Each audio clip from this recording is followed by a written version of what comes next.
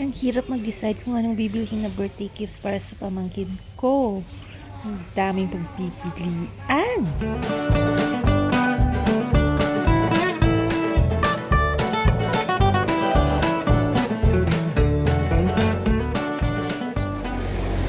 Hello mga friends! Sa araw na ito ay pupunta ako dito sa Big W para maghanap ng mga birthday gifts para sa mga pamangkin ko kasi malapit yung birthday nila.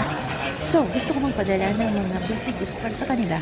Pero, ano yung bibilhin ko? Hindi ko alam. Ay, ang hirap kasi pumili para sa mga teenagers.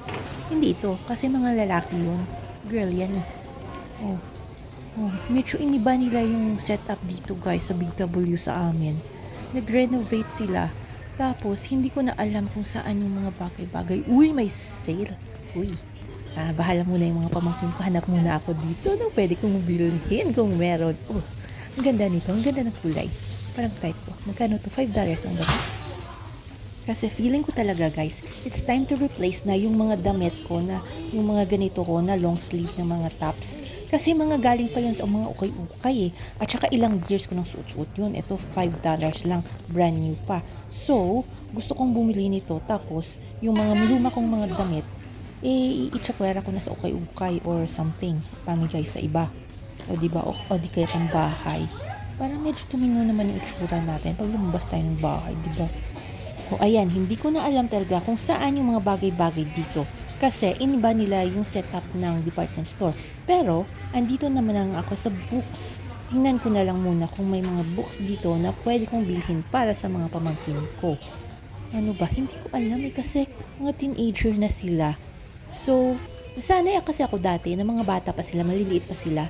Yung mga, alam ko yung mga bilhin para sa kanila. Ngayon, teenager na. Hindi ko na alam. Ano to? Games. Baka gusto nila ng games. Pero, dapat interesting na games. Ano tong lola na to? Gusto ko munang malaman kung paano laruin yung game na to. Kasi baka pag medyo boring yung game, baka hindi naman nila gagamitin. Sayang lang, di ba? So, dapat kung game yung bibilhin ko para sa kanila, interesting na game para talagang gamitin nila, laruin nila, di ba? Eto siya, feeling ko, hindi siya ganun ka-interesting yata. Maganda lang yung packaging. Pero parang hindi siya ganun ka-interesting para sa mga pamangkin ko. Ay matatalino pang mga yon. Dapat kailangan medyo challenging din yung medyo challenge yung mga IQs nila, yung mga minds nila na medyo challenge yung mga games. Alam ko most of the time yung hilig talaga nila yung mga video games. Pero paminsan-minsan naglalaro din sila ng mga board games. Ayan, tingnan nyo. Ang daming board games dito sa Australia, no? Dati sa Pilipinas, feeling ko hindi ganito karami yung mga board games doon. Pakonti lang. So, ano tong sounds fishy na game na to? Amoy isda ba talaga to? O tungkol ba sa mga tilapia to at mga bangus? Sana may free na bangus belly, ano? Can you spot the fake answers? Hindi ko alam. Parang hindi siya ganun ka-interesting para sa akin. So, baka hindi rin nila magustuhan. Ewan ko ba. Ganito yung itsura niyo sa likod.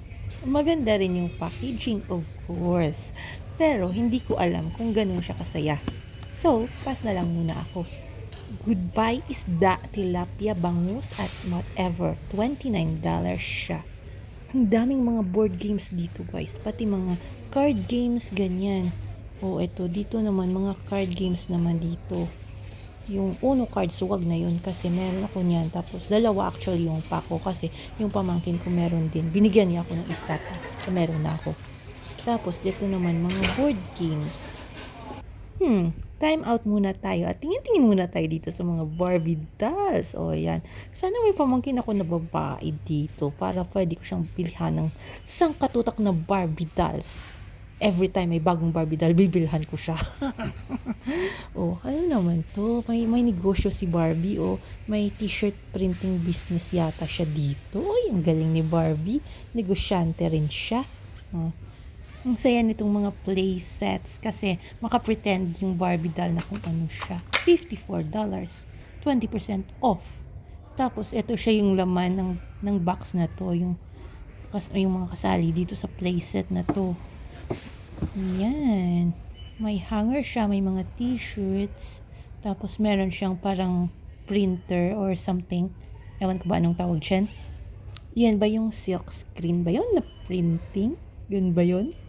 Hindi ko alam. Pero ang cute naman ito, guys. Sana little girl ako ulit. Yan. Pero isa lang yata yung Barbie doll na kasama dyan. Hindi dalawa. Ganun ba? Tapos meron pa yung iba. Yan, marami pa. Iba't iba. May mga mermaid na Barbie dolls. May mga cars din. May eto si Ken. Eto yata yung sa movie na Barbie movie, di ba? Ang mahal. $100 talaga. Eto, ibang dolls naman to. Hindi naman to Barbie. Eto ba yung Rainbow High? Rainbow High ba itong dolls na to? Iba't ibang kulay. Naalala ko tuloy yung si Rainbow Bright dati, nung 1980s na doll, diba? Parang ganun. Ito naman, OMG, dolls, iba ba yun? Hindi pa yata to na-invento nung maliit pa ako eh. $59 yung isa. Cute din sila. Dito naman tayo sa aisle ng mga Legos. Oh, etong mga Legos magugustuhan to ng mga pamangkin ko. Kaya lang, ang mamahal naman nito. Ikuripo tayo, tapos hampas lupa pa tayo. Ang gaganda sana. Ang gaganda ng mga sets. Tapos, di ba maganda na toys yung Lego kasi na-encourage talaga yung creativity ng mga bata. Tapos ito, $84. Itong box na to. Ay, sana kung mayaman, sana ako bilhin ko lahat to. Di ba? Kaya, kasi pwede mong gawin yung feature na design talaga na nasa box. Pero, pwede ka rin mag-invent ng ibang designs na gusto mo, di ba? Pag naglaro ka ng Lego na blocks. Ito, may Star Wars din na set, may Harry Potter na set ng mga Legos. Ang daming pagpipilian. May Encanto pa. Yan, so yung regular prices nila ang mamahal, pero may discounts din yung iba ngayon. Pero mahal pa rin. Especially itong mga special na mga Star Wars, mga Harry Potter na mga editions. May Minecraft din. Paborito ng mga pamangkin ko yung Minecraft. Yung video game. Ewan ko lang yung Lego kung magugustuhan nila. Ito naman dito sa kabilang side, Ninja Go na sets. Hindi ko na alam. Hindi na ako updated sa mga toys. Kasi hindi na tayo maliit na bata. Anyway, punta naman tayo dito sa mga damit kasi parang hindi masyado feel ng bulsa ko yung mga toys. Hanap tayo dito ng mga damit kasi baka mas kaya pa ng budget yung mga dito. Ano kayang klaseng damit yung ibibili ko sa kanila? So, tapos na yung winter pero hindi naman sila mahilig sa shorts.